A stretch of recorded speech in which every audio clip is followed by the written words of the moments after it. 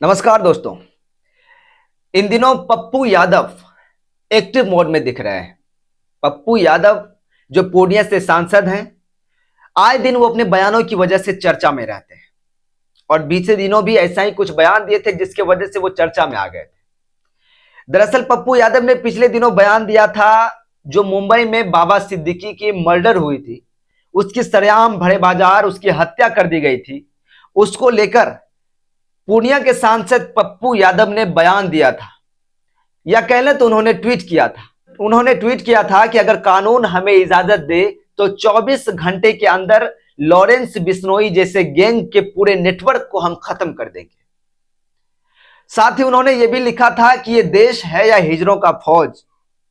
एक तरफ बाबा सिद्दीकी की मर्डर हो जाती है और लोग चुप रहते हैं, मीडिया चुप रहती है, प्रशासन चुप रहती है, कानून कुछ नहीं कर पाती है और वो जेल में बैठकर ये सब कुछ करवाती है।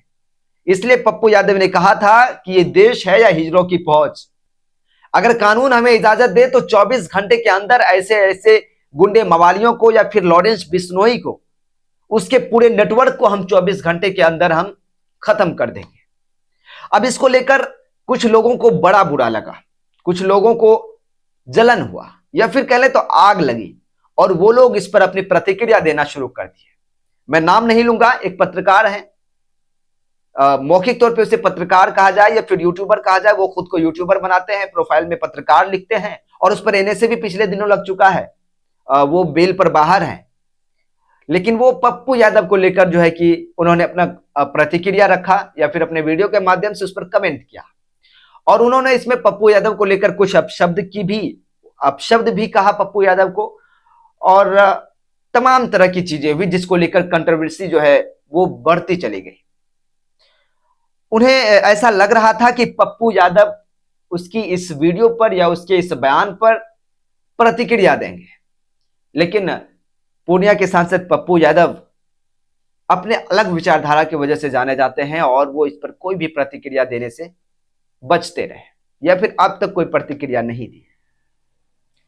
जिसने वीडियो बनाया था उन्होंने सोचा कि इस पर प्रतिक्रिया देंगे तो फिर बात आगे बढ़ेगी, लेकिन पप्पू यादव इस पर कोई प्रतिक्रिया दी ही नहीं, क्योंकि वो अपने शेड्यूल में भी बिजी थे। क्योंकि पप्पू यादव जब से बिहार में कोई भी आपदा आए या फिर कोई भी मुसीबत हो तो पप्पू यादव वहां सबसे पहले पहुंचते हैं। जहां कोई नेता, देश का नेता नहीं पहुंचता है, वहां पे पप्पू यादव पहुंचते हैं। और ऐसा ही हुआ, जब से बाढ़ का प्रकोप बिहार में आया तब से वो बाढ़ पीड़ित के बीच राशन बांटने का काम या फिर बाढ़ प्रभावित लोगों से मिलने का काम, उसको सांत्वना देने का काम, उसके बीच रुपया पैसा या फिर जो खाने पीने की सूखा राशन थी वो बांटने का काम कर रहे थे। लेकिन उसके बाद इस बीच में एक घटना सामने आई जहां पे जो है कि जहरीली शराब पीने की वजह से न जाने कई परिवार उजड़ गए, कई लोगों की मृत्यु हो गई, जिस पर ना सरकार की नींद खुली ना किसी की। लेकिन पप्पू यादव एक्शन मोड में थे और पप्पू यादव वहां पहुंचे हुए थे और इसमें वो बिजी थे।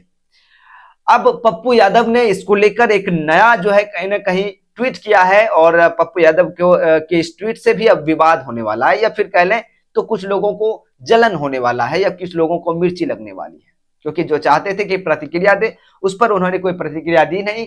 दरअसल पप्पू यादव ने ट्वीट किया है अभी कुछ देर पहले कि देखिए, मैं किसी ट्रोलर को जवाब नहीं देता हूं, हाँ उन्हें बेनकाब जरूर करता हूं। यानी मैं किसी ट्रोलर जो ट्रोल करने का सोच रहे थे उसको मैं जवाब नहीं देता हूं, मैं उन्हें बेनकाब करता हूं। और यही वजह है कि पप्पू यादव अपनी एक अलग छाप छोड़ते हैं और पप्पू यादव एक अलग किस्म के नेता होते हैं, कहे जाते हैं इसके वजह से।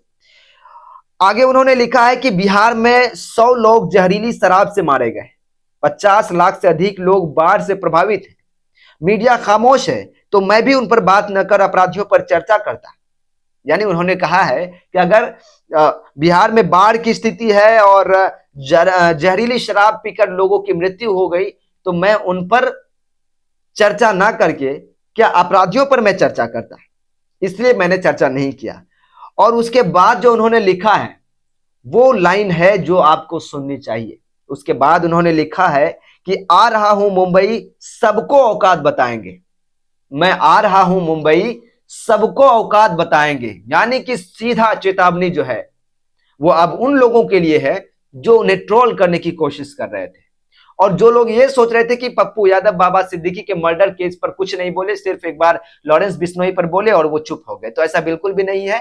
पप्पू यादव एक बार फिर से एक्शन मोड में आ गए और वो चेतावनी दे दिया, अल्टीमेटम दे दिया है कि मैं मुंबई आ रहा हूं, सबका हिसाब करूंगा और इस पर अपनी बातें जो है खुलकर रखूंगा।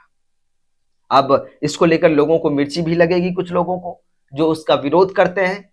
लेकिन अब पप्पू यादव मुंबई जाने वाले हैं, ये तो कंफर्म हो गया है। लोगों को लग रहा था कि पप्पू यादव बाबा सिद्दीकी के मर्डर पर कुछ ज्यादा विशेष कमेंट नहीं किए, तो इसके पीछे वजह यह थी कि पप्पू यादव खुद वहां पहुंचकर सबका हिसाब करने वाले थे।